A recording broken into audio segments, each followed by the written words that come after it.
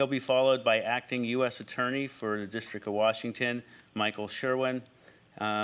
Be right back. Thank you.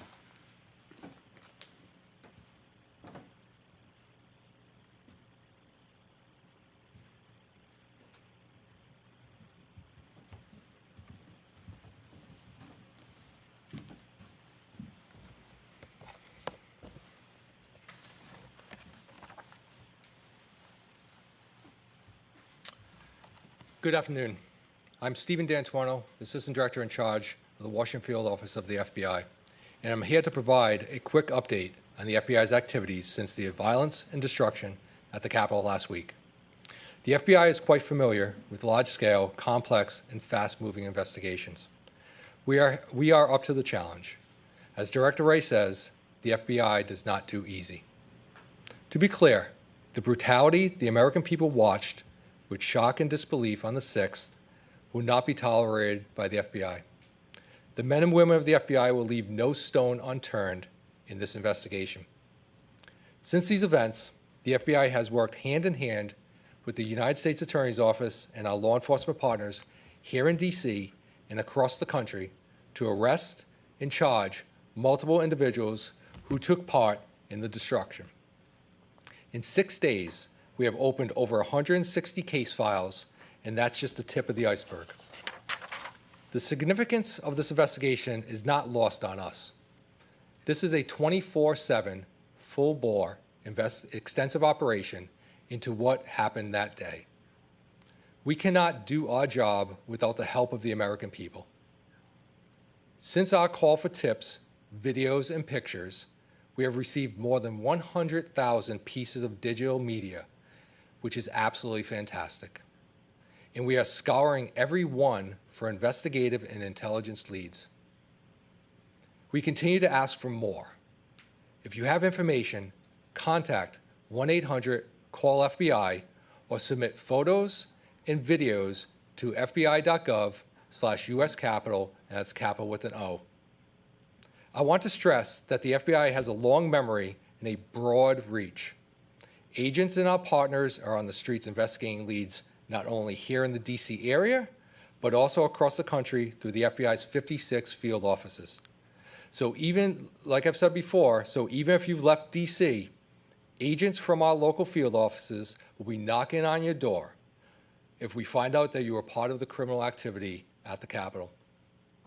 But before we do this, this is your opportunity to come forward, as several individuals who were involved in Wednesday's riots have done, to volunteer about their participation. In the weeks leading up to the January 6th rally, the FBI worked internally with every FBI field office to ensure that we were looking for any intelligence that may have developed about potential violence during the rally on January 6th. We developed some intelligence that a number of individuals were planning to travel to the D.C. area with intentions to cause violence. We immediately shared that information, and action was taken, as demonstrated by the arrest of Enrique Tarrio by the Metropolitan Police Department the night before the rally.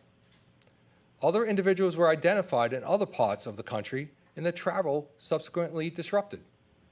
The FBI receives enormous amounts of information and intelligence, and our job is to determine the credibility and viability of it under the laws and policies that govern FBI investigations. We have to separate the aspirational from the intentional and determine which of the individuals saying despicable things on the internet are just practicing keyboard bravado or they actually have the intent to do harm. In the latter, we work diligently to identify them and prevent them from doing so. As offensive as a statement can be, the FBI cannot open an investigation without a threat of violence or alleged criminal activity. However, when that language does turn to a call of violence or criminal activity, the FBI is able to undertake investigative action. And in this case, we had no indication information was linked to any specific person, but this is a matter of an online discussion. This information was immediately disseminated through a written product and briefed through our command post operations to all levels of law enforcement. Part and parcel of our investigation into violent actors is the fact that we continue to gather intelligence that will aid in our ability to disrupt possible future violent activity.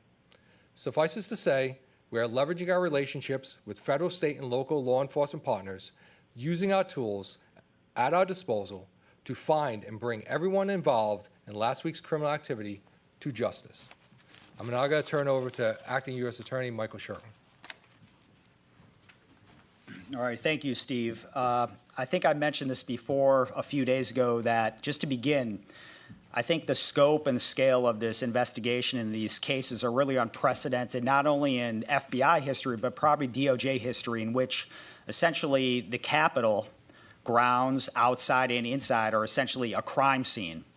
And a scale in which we have literally thousands of potential witnesses, and a scenario in which we're going to have, I believe, hundreds of criminal cases, both filed with our local courts, the Superior Court, and through the federal court system. So just to frame things, the enormity of this investigation is going to take a lot of work and a lot of effort, and this is not going to be solved overnight.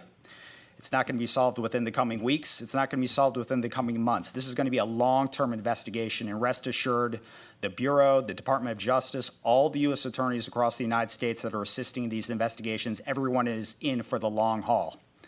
So that being said, let's turn to the numbers that Steve referenced. And the numbers are going to geometrically increase. So as we sit here now, literally days after this event happened, we have already opened 170, more than 170 subject files, meaning these individuals have been identified as potential persons that committed crimes on the Capitol grounds, inside and outside. So of those 170 cases that have already been opened, and I anticipate that's going to grow to the hundreds in the next coming weeks, we've already charged over 70 cases. And again, that number, I suspect, is going to grow into the hundreds. So what are the types of cases we initially charged? And I think there's some misconceptions, and I want to clarify some of those misconceptions, because given the enormity of the actors we saw both inside and outside the Capitol, the range of criminal conduct is really, I think, again, unmatched in any type of scenario that we've seen, the FBI or the DOJ. We're looking at everything from simple trespass to theft of mail, to theft of digital devices within inside the Capitol, to assault on local officers, federal officers both outside and inside the Capitol, to the theft of potential national security information or national defense information, to felony murder, and even civil rights excessive force investigations. So just the gamut of cases and criminal conduct we're looking at is really mind-blowing. And that has really put an enormous amount of work on the plate of the FBI and field office throughout the entire United States. So let's look at those initial cases. And again, I want to clarify some misconceptions.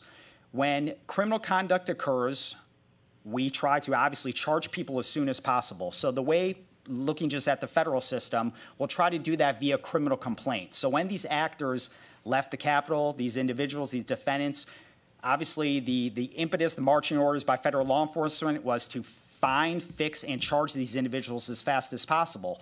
So the prosecutors from the D.C. U.S. Attorney's Office, we looked for the most simple charge we could file as quick as possible. So therefore, the initial charges filed in these cases, a lot of them were misdemeanors. They were trespass cases. However, those cases were opened on those initial charges. We also had several firearms charges. We also had several felony charges that were opened with assault and battery, illegal felonious possession of weapons. However, I want to clarify a misconception. This is only the beginning.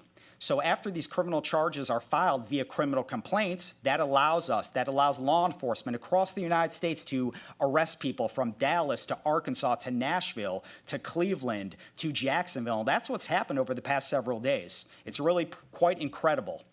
Now, after those charges are filed, then we have the ability to then indict these individuals on more significant charges. And that's exactly what has happened. For example, yesterday, again, only days after this event happened, we had the grand jury in the District of Columbia up It was booked throughout the entire day, and for several hour upon hour, prosecutors in our office presented felony cases, significant felony cases related to civil disorder, related to the possession of destructive devices, related to the possession of semi-automatic weapons that are illegal to possess in the district. So again, I just want to clarify that the initial charges we're filing, some of these misdemeanors, these are only the beginning. This is not the end.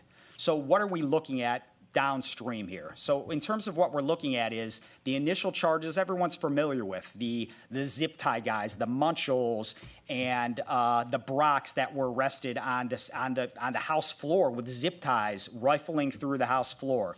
People are familiar with online. They see the Barnetts and Johnsons who were literally rifling through Pelosi's office and stealing items, stealing materials, mail, and sometimes even personal mementos. So those are the cases the public's familiar with. They're familiar with those cases because of social media. But what the public isn't familiar with is that the FBI, working with the U.S. Attorney's offices across the country, and the crux of those being in D.C., we're looking at significant felony cases tied to sedition and conspiracy. Just yesterday, our office organized a strike force of very senior national security prosecutors and public corruption prosecutors. Their only marching orders from me are to build seditious and conspiracy charges related to the most heinous acts that occurred in the Capitol. And these are significant charges that have felonies with prison terms of up to 20 years. In addition to that, we're looking and taking a priority with cases in which weapons were involved and cases in which destructive devices were involved. As people know through news reports, there were pipe bombs found outside the Capitol. The ATF is working on that. Metro Police is working on that. FBI is working on that to find that individual or individuals who planted those devices. So in addition to just those rote cases we're looking at, we're going to focus on the most significant charges as a deterrent, because regardless of if it was just a trespass in the Capitol or if someone planted a pipe bomb, you will be charged and you will be found. In addition to that, we've also focused on an emphasis on assaults and batteries on police officers, both federal officers and local MPD officers that were assaulted. And as the days go on, there's going to be more social media, and people will recognize that in some instances, MPD and Capitol Police were in open-handed combat with some of these persons inside the Capitol, where tear gas was used on the Capitol Police and federal officers, and they were also used against some of these rioters. So the picture is going to build. I think there's a lot of misconceptions about what happened within the Capitol, and it's going to come into laser focus, I think, over the next weeks and days. And I think people are going to be shocked with some of the egregious conduct that happened within the Capitol. The third area of emphasis that our office is also focusing on is we set up a strike force to focus on assaults on the media. Some people aren't familiar that some of those rioters specifically targeted members of the media and assaulted them. So we have assigned specific prosecutors in our office to focus on those cases as well. And I'm naming all these different strike forces to just emphasize, regardless of who the victim was, regardless of who the perpetrator was, we're treating all of these cases equally. Thank you very much.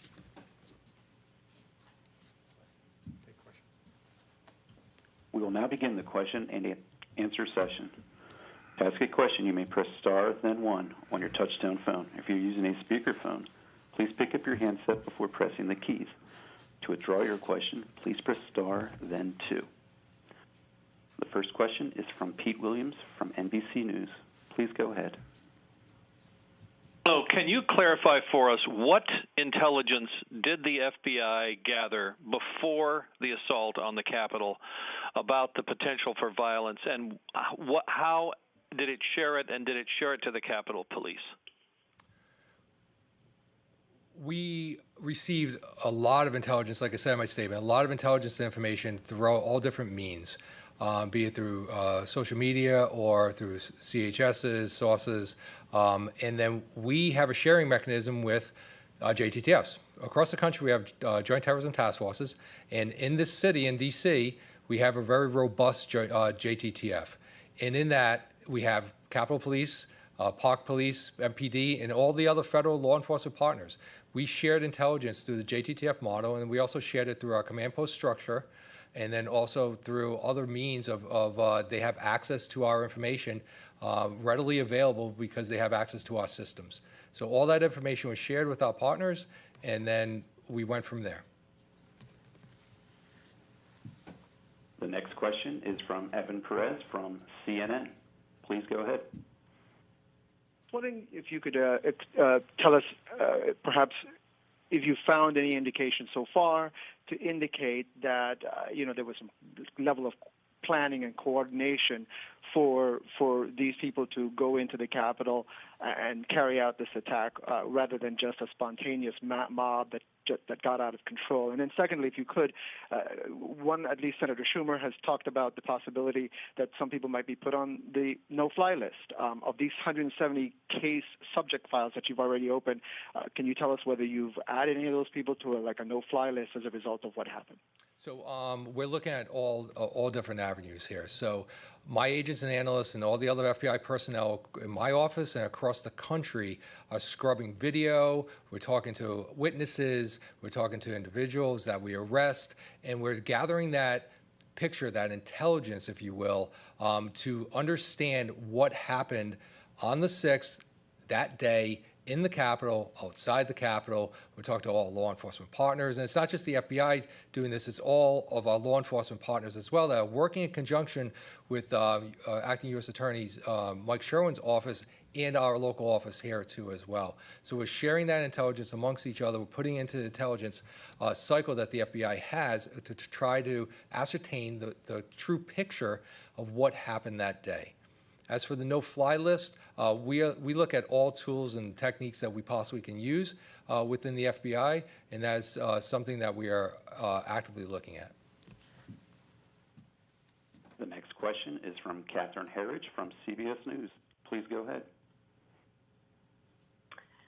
Thank you for holding this event. The 2 pipe bombs that were found at the RNC and the DNC, does this cross the threshold to domestic terrorism because they are political targets? And do you think this was designed to either pull first responders away from the scene as the Capitol was breached, or an effort to maim lawmakers as they evacuated? So I'll try to address that question for you the best I can. So yes, those 2 pipe bombs that were found both outside the RNC and the DNC offices near the Capitol grounds. And look, to begin, they were real devices. They had explosive igniters. They had timers. We don't know, obviously, exactly why they did not go off. That's being investigated. They were destroyed, disabled by Capitol Police with the assistance of the ATF, and that is all obviously being vetted and investigated. What was the purpose of those devices being planted? Was it a diversionary type of a tactic used by some of these rioters? Was it something, or did it have some other type of nefarious purpose? So that is what the ATF, the FBI, MPD are looking at as we speak right now, and looking for those persons that planted those devices. In terms of the conduct related to planning those, pipe bombs, the mention of domestic terrorism. I've mentioned this before. I don't like this tyranny of labels saying an act is domestic terrorism. We have plenty of federal resources at our disposal, plenty of federal charges to address all of this conduct, from felony murder related to the possession and use of destructive devices to seditious conspiracy, under the federal code that has significant penalties. And as mentioned, with this strike force that was established to focus strictly on sedition charges, we're looking at and treating this just like a significant international counterterrorism or counterintelligence operation. We're looking at everything: money, travel records, looking at disposition, movement, communication records. So no resource related to the FBI or the U.S. Attorney's Office will be unchecked in terms of trying to determine exactly if there was a command and control, how it operated, and how they executed these activities. The next question is from Pierre Thomas from ABC News. Please go ahead. Yes, thank you. Are you looking at the possibility that some of these suspects were attempting or planning to take members of Congress hostage? So I want to talk about Mike's the prior question first, just because I want to emphasize that we have a $50,000 reward out for the information, any information and identification of the individual or individuals that left the pipe bomb. So I just want to make that perfectly clear, and that we're looking at all angles in that. Every tool, every rock is being unturned because we have to bring that person to justice or people to justice. So can you repeat the question, please? No. Okay. Are you looking at the possibility that some of these suspects who breached the Capitol, who had zip Yes. ties and other things, were looking at the possibility of taking members of Congress or others hostage? So, like I answered the last couple of questions before, we are looking at all angles here. We're interviewing everyone, interviewing witnesses, and interviewing subjects as they get arrested around the country and within the district as well, to ascertain the true purpose of some of these individuals in the Capitol that day. The next question is from Jake Gibson from Fox News. Please go ahead. Thank you, first of all. I have two, actually. Number one, Senator Cassidy has tweeted out a photo that he said was of an individual that authorities wanted to get in contact with in connection possibly with the killing of Capitol Police Officer Sicknick. Number one, can you give us any type of update on that situation? Number two, I know you talked about intelligence leading up to the day before or leading up to the day of the riots, but there are some specific reports out that there was at least one report out of FBI in Norfolk that painted a pretty grim picture. Can you confirm that? And were authorities on the Hill really ready for what was coming at them? So the investigation into Officer Sicknick's passing is an ongoing investigation. We are looking at everything that we possibly can. It cuts us to a core that one of our law enforcement brethren passed away. So it's an ongoing investigation. There's a lot of tools and interviews that we're still conducting. There's a whole host of video that's out there. We're reviewing all that information. As for the information that's being presented out there right now about Norfolk, that was a thread on a message board that was not attributable, was being attributable to an individual person. Like I said in my statement, we deal in specifics and facts. That information, when my office and Washington Field office received that information, we briefed that within 40 minutes to our law enforcement partners, our federal, state, and law enforcement partners that we had on our command post. It got ingested into the JTTF system and was, again, shared with all our law enforcement partners through that process that we have. And that's the action that we took on that, and that's it. This concludes our question and answer session, as well as the conference. Thank you for attending today's presentation. You may now disconnect.